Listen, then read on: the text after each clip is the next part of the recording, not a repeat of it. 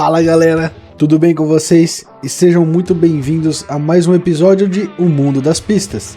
Para quem não me conhece, eu sou o Mano Lois e hoje a gente vai estar encerrando a nossa trilogia sobre a WEC. E é claro que a gente não poderia deixar de comentar sobre os GT3. É aqui que os super esportivos de rua, eles ganham todas aquelas estruturas de tubos internos para proteção dos pilotos, aerofólios e todo um sistema de conjunto mecânico do carro para aguentar as corridas de 24 horas. Então, já deixa o like, se inscreve no canal e vocês já sabem o procedimento. Coloca o macacão, veste as luvas, fecha a viseira e vamos pro vídeo.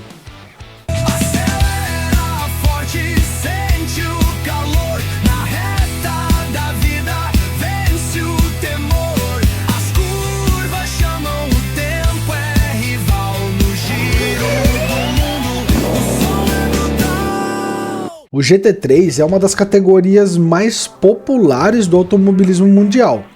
No WEC, ela veio para estar substituindo a antiga GTE, que eram carros híbridos, né? Então eles tinham um sistema híbrido, eles tinham um regulamento um pouco mais travado do que a GT3, e a partir de 2024 entrou então o GT3 para a WEC e, cara, tá tornando as corridas cada vez mais acessíveis e até mesmo equilibradas.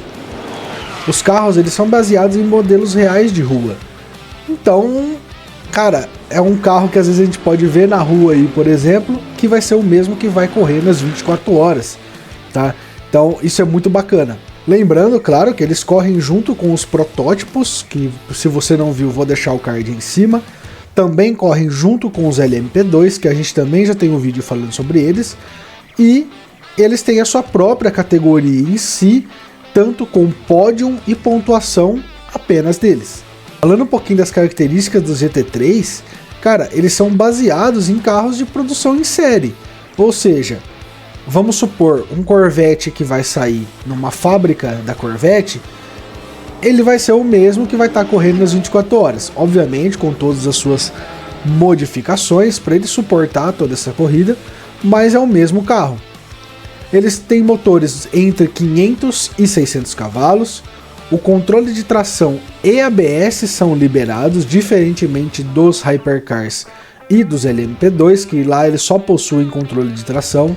Inclusive, essa é uma correção que eu estou fazendo, que no vídeo dos LMP2 eu disse que eles não tinham nem controle de tração, nem ABS.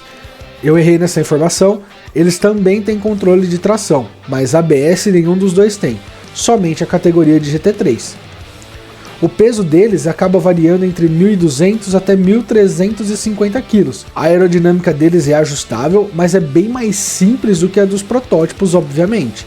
E como sempre, para garantir esse equilíbrio, o regulamento ele aplica o famoso BOP, que é o Balance of Performance, ou é um balanço de performance que o carro às vezes leva mais peso, ou tem um downgrade ali de potência no carro, para fazer com que todos os carros eles tenham um equilíbrio e deixe as corridas um tanto quanto mais disputadas.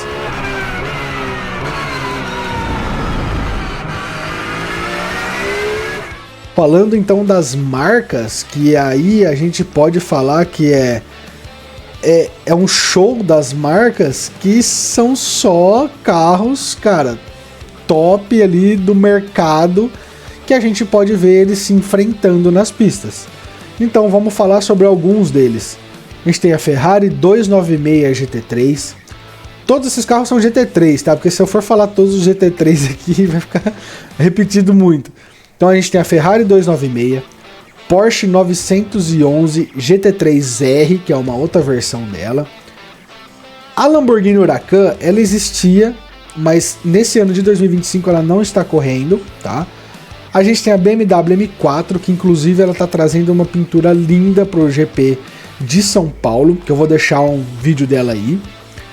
O Aston Martin Vantage, o Chevrolet Corvette Z06, a McLaren 720S, temos também o Lexus e o Mustang, que são marcas que entraram recentemente também na WEC.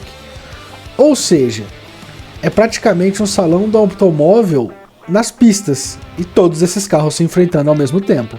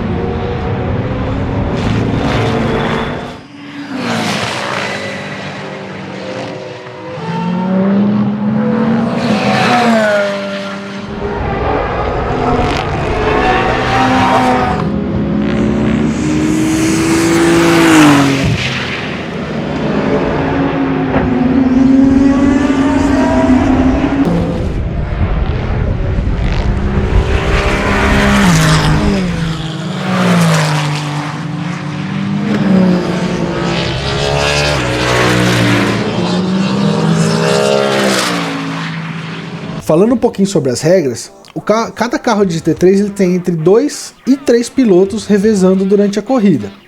Eles têm o mesmo formato de pit stop, troca de pneus, reabastecimento e limites de tempo por piloto. Ou seja, um piloto não pode correr 90% da corrida. Eles têm que ter uma quantidade mínima de horas percorridas na pista. Obviamente que, como a gente está falando de endurance, as corridas são longas. Elas podem variar entre 6, 8 e 24 horas. E mesmo com uma velocidade muito inferior tanto aos protótipos quanto aos LMP2, os GT3 eles têm uma série de dificuldades. Porque, por sua velocidade ser mais baixa, eles sempre têm alguma disputa de posição contra algum protótipo ou LMP2. Porque eles até podem ceder posição, mas por regulamento da WEC, eles têm que seguir o traçado deles. Ou seja, eles não precisam tirar o pé da curva, eles podem fazer o traçado deles normalmente, e os Hypercars e os LMP2, que são mais rápidos, têm que dar o seu jeito de ultrapassar eles. Ou seja, isso se torna muito mais perigoso para se causar um acidente, e às vezes eles estão disputando posições entre os próprios GT3, e aparece um Hypercar ali no meio da treta toda. Cara, isso daí sempre dá uma confusão, não tem jeito.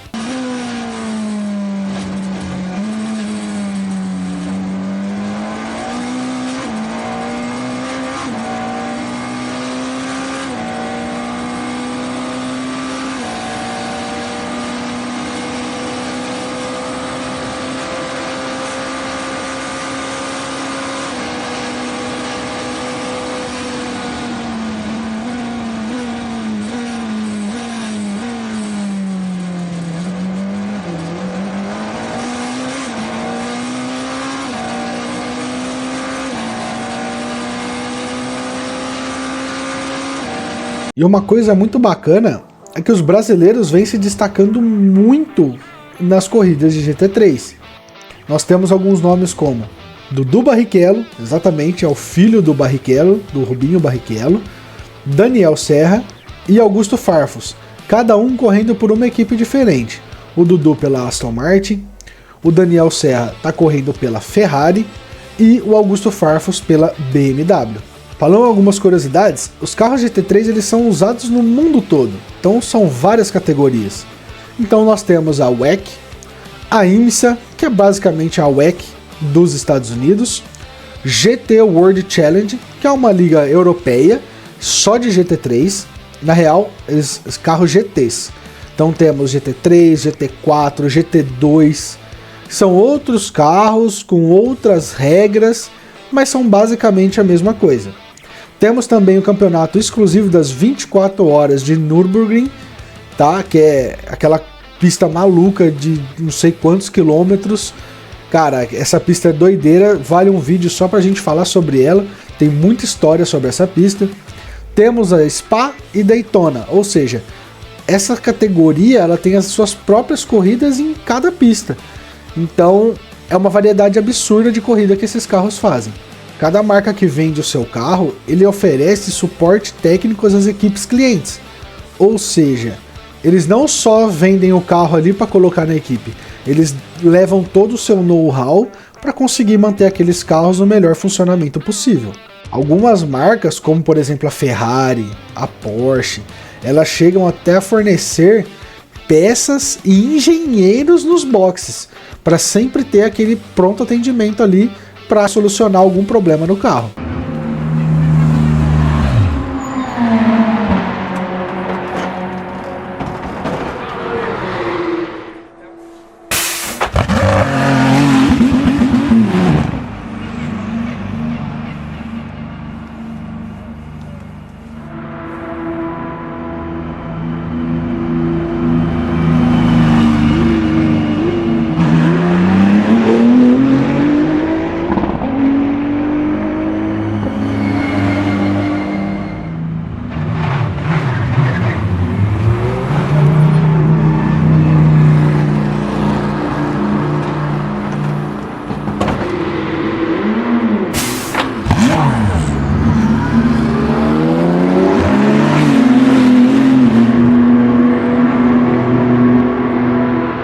E assim como nos Hypercars, a gente tem os pilotos de fábrica, ou seja, são pilotos das próprias marcas, mas também temos pilotos até amadores correndo, que a gente pode chamar que são os Gentleman Drivers. O que significa isso? São pilotos pagantes, ou seja, se eu tivesse dinheiro eu podia ir lá e pagar para correr. Obviamente tem uma série de requisitos, mas a curto modo é assim que funciona. Você paga lá e corre num carro. E hoje o carro mais usado dos GT3 no mundo é o Audi R8 LMS. Mesmo que ele não esteja no WEC, mas ele ainda é um carro muito confiável, rápido, estável e, cara, é um carro absurdo. E o som desse carro é muito doido.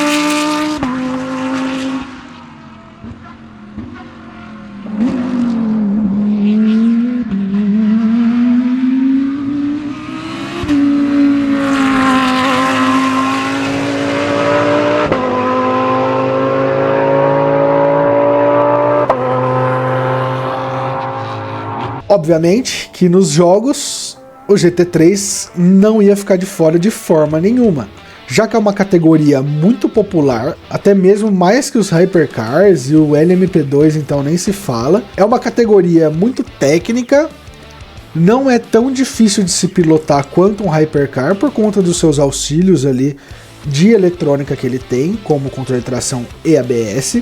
E cara, existem jogos muito bons que retratam perfeitamente como é os carros e traz uma competição muito bacana. Então a gente pode citar aqui, na minha opinião, esse é o melhor do GT3, o melhor jogo de GT3 que tem. Lógico, eu nunca joguei a Racing, quero muito jogar um dia, mas ainda não joguei a Racing. A gente tá falando do Assetto Corsa Competizione. Cara, os gráficos desse jogo é um absurdo, a física desse jogo é muito bacana, as competições são muito bacanas. Cara, é um jogo perfeito para quem gosta e quer começar no mundo do automobilismo virtual. Que é um jogo muito fácil de se guiar. Assim, obviamente fácil no que um simulador pode ser fácil. Mas, cara, os gráficos te dão uma imersão absurda de como seria, talvez, correndo com esses carros. Obviamente temos também o iRacing, como eu disse para vocês, ele não vai ficar de fora dessa. O Le Mans Ultimate, obviamente são carros focados na WEC, porque é um jogo oficial da WEC. Temos o Gran Turismo 7, que já chega a ser mais um Syncade, e o Forza Motorsport, também tem muitos carros GT3.